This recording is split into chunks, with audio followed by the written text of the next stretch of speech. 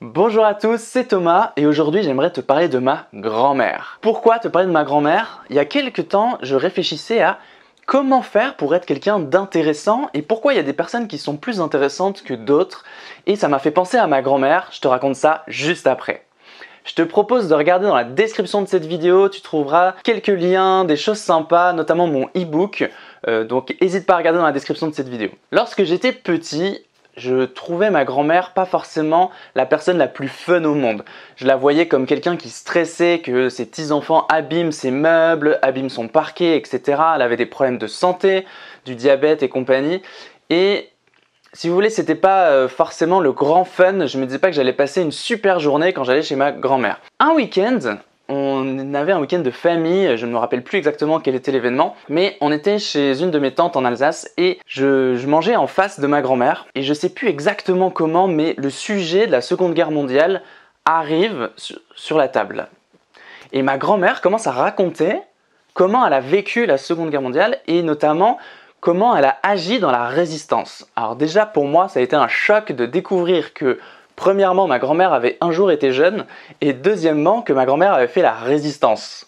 C'était vraiment incroyable et ma grand-mère nous explique qu'elle était dans un atelier où ils fabriquaient des armes donc pour les résistants et qu'un jour il y a une femme qui rentre dans l'atelier en panique et qui crie les SS arrivent, les SS arrivent, les SS arrivent. Donc il y a un grand mouvement de panique, tout le monde part en courant. Ma grand-mère se retrouve seule avec une de ses amies. Dans la tête de ma grand-mère, elle réfléchit vite et elle se dit non, c'est pas possible qu'on parte comme ça, qu'on laisse tout en plan, que les SS arrivent, que ça leur confirme que leurs informations sont justes et qu'en plus, tout le travail qui a été fait soit balayé puisqu'ils auraient découvert toutes les armes, ils auraient tout confisqué, etc. Donc là, ma grand-mère et son amie récupèrent tout le matériel, l'emmènent dans un puits derrière l'atelier, envoient tout dans le puits, les armes, tout le matériel qui sert à construire les armes, etc. Puis elles entendent les SS qui arrivent, elles se cachent dans le puits, elles mettent une planche au-dessus du puits. Et là, je pense qu'elles devaient stresser vraiment. Les SS fouillent partout, il y a un SS qui passe juste à côté du puits et elles l'entendent, elles n'osent même pas respirer. Elles sont vraiment en panique. Elles sont à 1 mètre en fait d'une personne qui pourrait les tuer si la personne les voit, les découvre. Et finalement, les SS partent et tout va bien.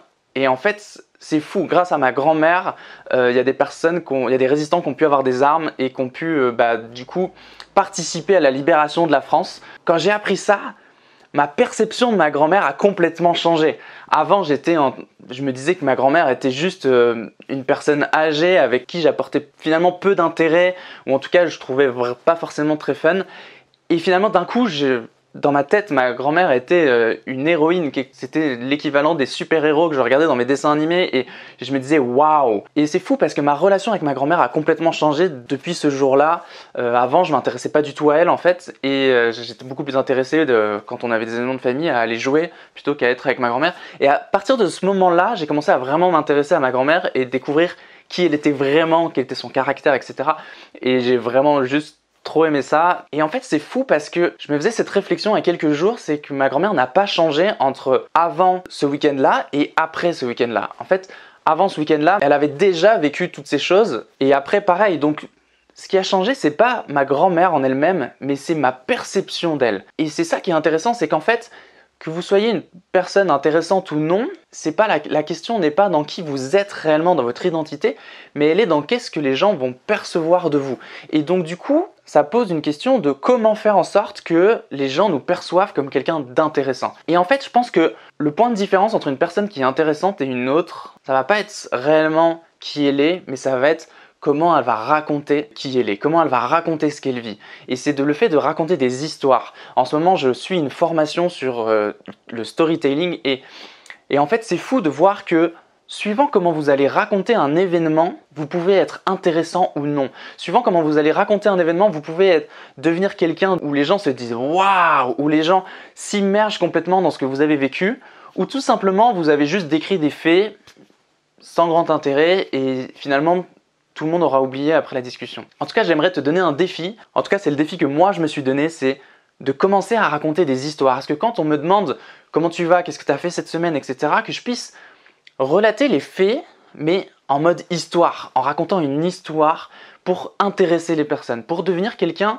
un raconteur d'histoire et quelqu'un qui va intéresser les personnes. Parce que Si vous ne le faites pas sur des petites choses de la vie, en fait même quand vous allez vivre des choses extraordinaires, vous allez juste les raconter comme des faits et ça va pas forcément interpeller les gens. Par exemple, il y a des personnes qui peuvent voyager dans leur région. Par exemple, ils vont aller en montagne dans leur région, etc., faire une journée de rando. Et puis quand ils vont vous le raconter, vous allez avoir l'impression que ces personnes ont vécu une aventure de malade. Et il y a des personnes qui, à l'inverse, vont aller dans des endroits de fous où peu de personnes vont.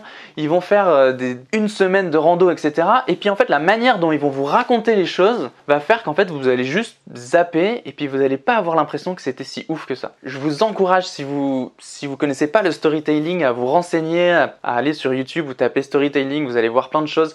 Il y a plein de personnes qui sont super douées pour ça et en fait toutes les personnes qu'on aime entendre, toutes les vidéos en général qu'on aime suivre sur YouTube ou autre, c'est des personnes qui arrivent à raconter de belles histoires et je crois qu'en fait c'est à la portée de tout le monde, mais c'est un entraînement, c'est qu'on ne peut pas du jour au lendemain raconter une super histoire, mais c'est quelque chose qui s'entraîne, c'est comme un muscle, il faut s'entraîner, Et je pense que le meilleur entraînement, c'est de tous les jours se dire comment je pourrais raconter un événement en mode histoire à quelqu'un pour que ça devienne intéressant. Voilà, je te laisse sur ça. J'espère que cette vidéo t'a plu. N'hésite pas à me mettre en commentaire ton avis sur ce sujet-là. Et puis, si tu as des histoires à raconter ou des livres sur le storytelling, n'hésite pas à me les mettre en commentaire parce que c'est un sujet qui m'intéresse beaucoup. Ciao!